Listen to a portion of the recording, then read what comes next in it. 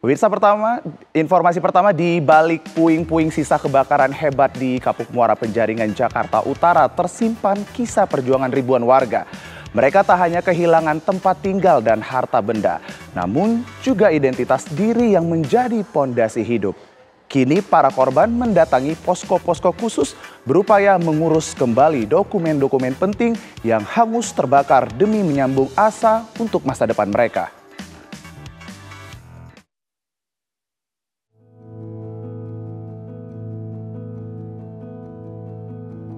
Duka masih menyelimuti warga Kapuk Muara, Penjaringan, Jakarta Utara.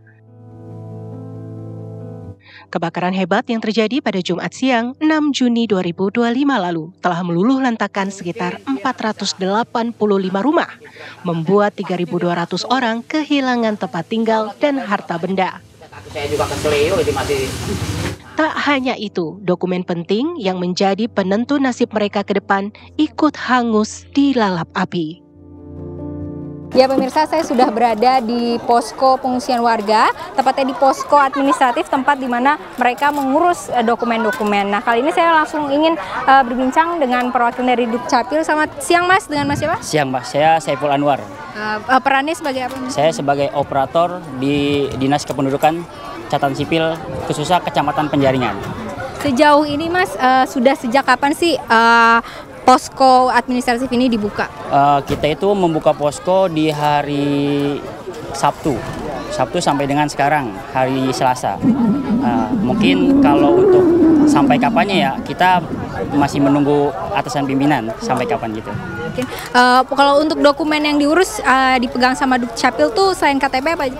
Kalau untuk dokumen kita itu melayani penerbitan KTP, kartu keluarga, dan akta kelahiran yang terdampak kebakaran.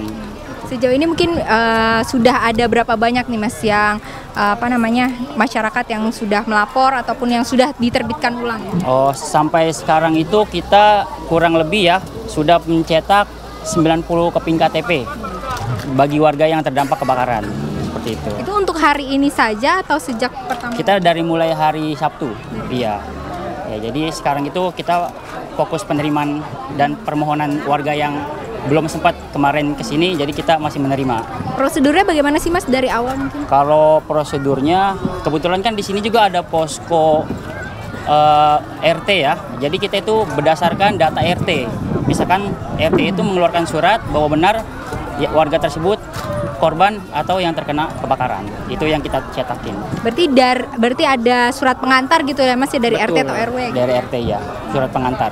Kalau misalkan persyaratan umumnya mungkin selain surat pengantar itu ada lagi kah? Kalau persyaratannya biasanya masih ada tersisa fotokopi kartu keluarga atau KTP-nya, itu bisa kita jadikan persyaratan.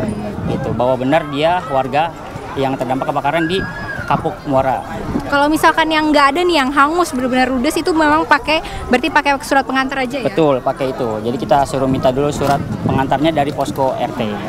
Rata-rata biasanya berapa lama sih Pak untuk dari mulai surat pengantar, kemudian langsung jadi KTP-nya diterbitkan kembali, tuh kira-kira berapa lama waktu? Kalau untuk penerbitannya biasa kan kita harusnya kan langsung ya Mbak ya, langsung. Mungkin karena di sini terbatas listrik, jadi itu penerbitannya kita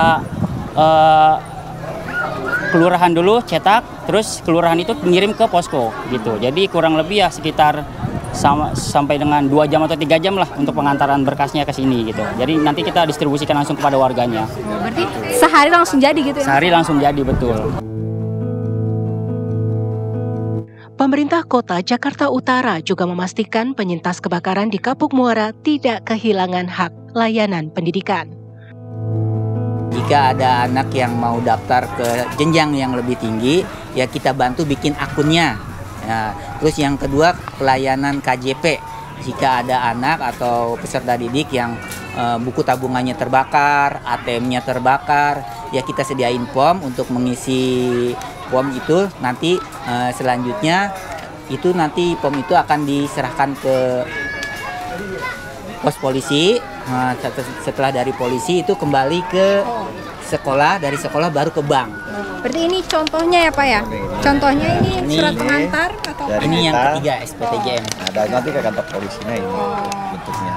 Terus pelayanan yang ketiga adalah tentang yang berkas seperti ijazah, rapot yang berhubungan dengan pendidikan itu terbakar gitu. Nah, kita sediain pomnya juga. Nanti setelah diisi pomnya alur selanjutnya itu ke pos polisi untuk minta surat keterangan kehilangan atau segala macam ya. Dari situ kembali lagi ke kita, nanti dinas pendidikan yang akan menindaklanjuti seperti itu. Untuk terkait dengan waktu kemungkinan agak lama ya Pak, karena kita kan harus cross check dulu ke sekolah masing-masing. Misalnya sekolah si A sekolahnya di Duri Utara misalnya ya kan. Kita dari dinas pendidikan kemungkinan akan koordinasi ke sekolah tersebut dulu, betul apa enggak siswa ini ada di sini, di sekolah ini gitu. Nantinya, jika semua data sudah sesuai, maka para korban kebakaran akan menerima surat keterangan pengganti ijazah. Tak hanya itu, para penerima Kartu Jakarta Pintar pun tak perlu khawatir, karena mereka juga bisa mengurusnya di posko. Itu ada di data di DTKS, kemudian nanti dikonfirmasi di sekolah. Selanjutnya setelah emang datanya udah ada, baru ke pihak banknya gitu, tinggal melakukan pencetakan buku. Warga silih berganti berdatangan ke posko. Ada yang membawa sisa-sisa dokumen yang bisa diselamatkan. Ada juga yang datang hanya dengan ingatan. Mereka berusaha mengurus kembali kartu tanda penduduk, kartu keluarga, akte kelahiran, hingga dokumen penting lainnya yang sudah terbakar. Surat kebakaran. Surat keterangan dari RT? Iya, surat keterangan dari RT. Untuk mengurus apa, Bu? Untuk mengurus kayak surat-surat yang penting. Oh, itu kebakar habis, Bu, kayak KTP? Iya, habis semua, Ibu. Nggak ada tersisa satupun. Yang mau diprioritaskan apa, Bu? Paling KTP berarti? KTP sama akte anak saya, ijazah saya sama akte kelahiran saya. Ketua RT Safrudin pun menegaskan bahwa setiap pelayanan administrasi yang diberikan kepada warga korban kebakaran tidak dipungut biaya alias gratis. Memang surat pengantar aja, surat pengantar RT RW, ya kan pengantar kan dari RT, setempel RW, terus dari kepolisian, gitu langsung dibikinin. Gratis ya? Gratis semuanya, nggak ada bayar, nama kena musibah kan mana ada sih nggak kena musibah aja gratis. Yang penting mau jalan sendiri kan begitu, kalau nyuruh orang kan beda gitu. Semua kalau jalannya jalan sendiri itu gratis, nggak ada pungutan sepeser pun.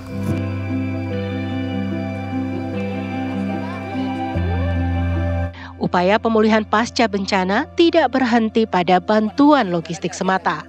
Akses yang mudah dan cepat untuk mengurus kembali identitas, mulai dari KTP, kartu keluarga, hingga surat-surat berharga lainnya adalah fondasi vital bagi mereka kembali membangun masa depan.